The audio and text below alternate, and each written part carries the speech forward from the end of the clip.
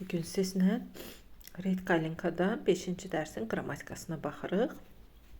Mən keçən dərs demişdim ki, rus dilində əsas isimlərdir. İsim bütün nitq hissələrindən birləşir və birləşərkən ismə birləşən ikinci tərəf ismin şəkilçisini qəbul edir.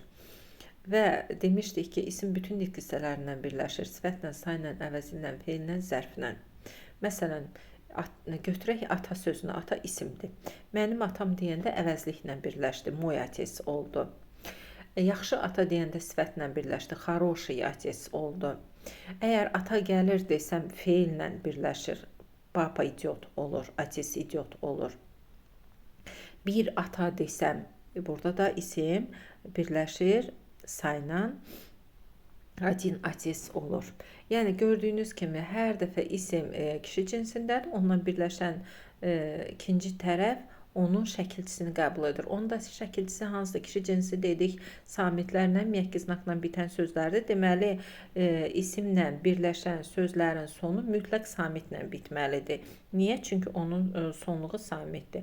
Qadın cinsinin hərfləri A-ya, müəkkəz znakla dedik ki, bitən sözlər qadın cinsi, deməli ona birləşən bütün ikinci tərəf isim, sifət, sayı, əvəzli, feil, zərf hər biri onu qəbul etməlidir. A-yanı qəbul etməlidir. Orta cinsdə də O-yeni qəbul etməlidir və s. Baxın, bugün sizlə keçirik ismə görə dəyişən sifətlər. Tablitsa 1, cədvəl 1, окончание прилагательных, sifətlərin sonluqları. Birinci sütun kişi cinsində olan sifətləri göstərir. Əgər isim kişi cinsindədirsə, onda какой sualına cavab verir. Hansı, necə? Və oy, i, üç şəkilçidən birini qəbul edir. Məsələn, родной отец, doğma ata. Большой dom, böyük ev. Новый telefon, yeni telefon. Qadın cinsinə baxaq, ikinci sütun kakaya sualına cavab verir qadın cinsində. Hansı, necə? Yenə sual dəyişmir burada. Aya, yaya, iki şəkilçidən birini qəbul edir. Aşağıda yazılıbdır. Cədvəlin lap ayağında yazılır sonluqlar. Родная mama, doğma ana. Большая kniga, böyük kitab. Novaya şlyapa, yeni şlyapa və s. Orta cinsdə какое sualına cavab verdi və o yeyir. İki şəkilçidən birini qəbul etdi. Məsələn, родное море, doğma dəniz. More orta cinsdədir. Onun üçün də o yey ikisindən birini qəbul etdi. Большое дерево, böyük ağac. Новое здание, yeni bina və s. Dördüncü sütunda cəmdə olan isimlərlə birləşən sifətlərdir. Какие sualına cavab verir və iyi iki şəkilçindən birini qəbul edir. Məsələn, родные люди, doğma adamlar. Большие дома, böyük evlər. Новые здания, yeni binalar və s. Ümumilikdə 9 şəkilçisi var. Üçünü kişi cinsi, ikisi qadın, ikisi orta cins, ikisini də cəmdə qəbul edir. Bizə lazımdır sualları öyrənmək və sonluqları öyrənmək. Keçdik tablitsa 2. Особые окончания предложного падежа. Çıxışlı halın xüsusi sonluqları. Deməli, rus dilində keçən dərs dedik ki, harda sualına cavab verərkən məkan adları qəbul edir.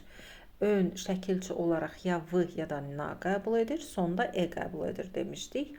Amma bizə indi göstərir особые окончания, yəni xüsusi sonluqlar. Xüsusi sonluqlar hansılardır? İya ilə bitənlər, Rusiya, İspaniya, İtaliya və s. Burada görürsünüz, İya ilə bitdi.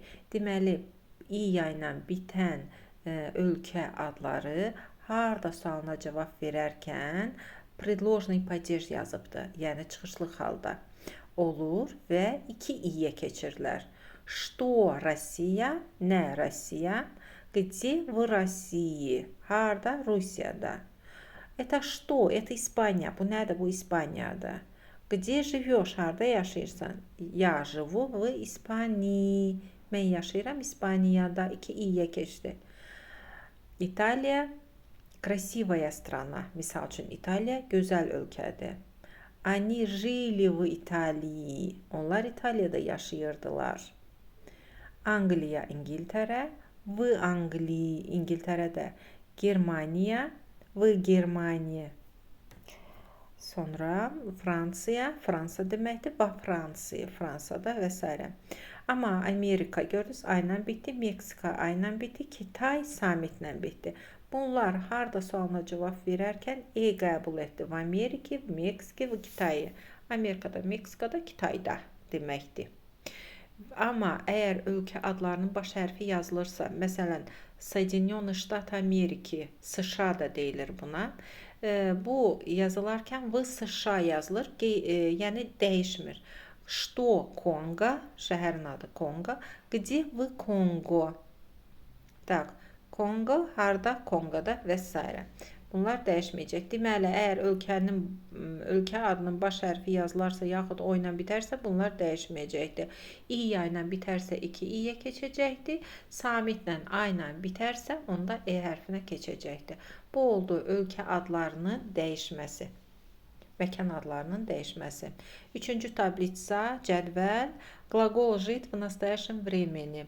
Yaşamaq deməkdir. Жить yaşamaq deməkdir. Жить fe'linin indiki zamanda dəyişməsini veribdir. Я живу, mən yaşayıram. Ты живешь, sən yaşayırsan. Он, она живет, o yaşayır. Мы живем, biz yaşayırıq. Вы живете, siz yaşayırsınız. Они живут, onlar yaşayırlar. Keçdik tablitsa 4-ə. Tablitsa 4-də bizə verir feilin keçmiş zamanda dəyişməsini. Baxın, keçmiş zamanda 3 cür dəyişmə var. Yəni, indiki zamandakı kimi 6 cür dəyişmə yoxdur. Mən, sən, o, biz, siz, onlar. Şəxsə görə dəyişməkdir bu. Amma keçmiş zamanda cinsə görə dəyişir. Bütün kişi cinsində olan feillərin hamısı l qəbul edir. Qadın cinsi hamısı la qəbul edir. Cəm hamısı li qəbul edir. Он работал, o işlədi. Она работала, o işlədi qadın cinsində. Они работали, onlar işlədilər qadın cinsində. Əgər mən bu работать feilini şəxsə görə dəyişsəm, keçmiş zamanda olacaqdır. Mən işlədim, sən işlədin, o işlədi. Üçü də eyni olur. Я работал, ты работал, он работал. Qadın cinsində я работала, ты работала, она работала. Cəmdə мы работали, вы работали, они работали. Keçdik учиться, təhsil almaq deməkdir. Baxın, müəyyən feillər var ki, rus dilində məsdər formasında sıya var. Görürsünüz, burada da var. Учиться. O bir feillərin hamısı at, müəkkəz znak, it, müəkkəz znak, it, müəkkəz znak belə bitir. Rus dilində adətən belə olur sonluqlar. Amma bir qism feillər də var ki, onların məsdər formasında sıya var. Müəkkəz znakdan sonra sıya gəlir. Bu sıya itmir. O sonacan bu qaydada hallanır. Учился kişi cinsini göstərir. Он учился, я учился, ты учился, он учился. Qadın cinsi училась, təhsil almışdı. Они учились olacaq. Жить feili. Он жил, она жила, они жили. Быть feili. Он был, она была, они были. Və s.